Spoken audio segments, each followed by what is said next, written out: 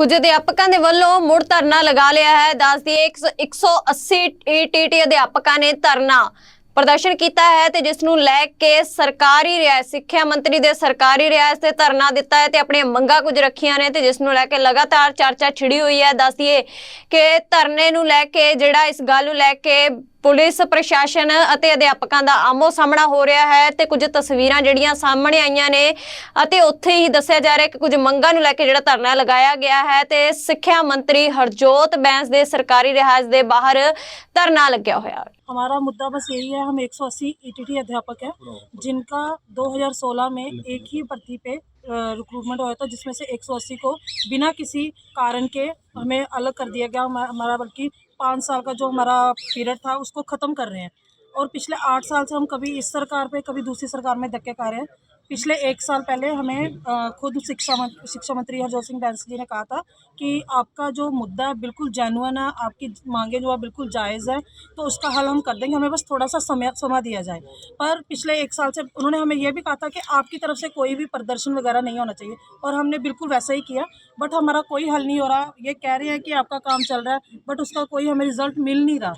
तो बस उसी के लिए हम यहाँ पे आज फिर से इकट्ठा हुए हैं कि जहाँ तो हमें हमारा बल्कि कसूर भी बताया जाए, जहाँ फिर हमारी समस्या का हल किया जाए। अब बच्चों को भी साथ लेके आए? बिल्कुल सर, क्या करें, मजबूरी है। छोटे छोटे बच्चे हैं, किनके पास छोड़ के आए उनको?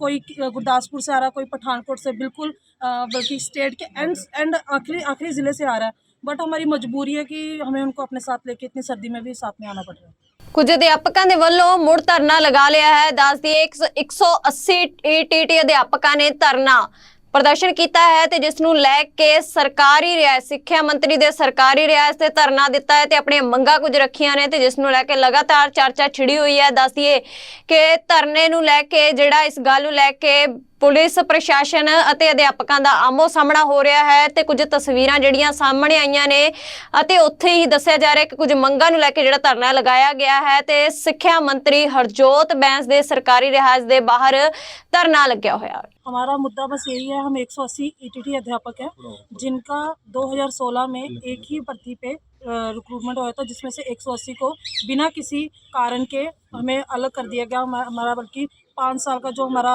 पीरियड था उसको ख़त्म कर रहे हैं।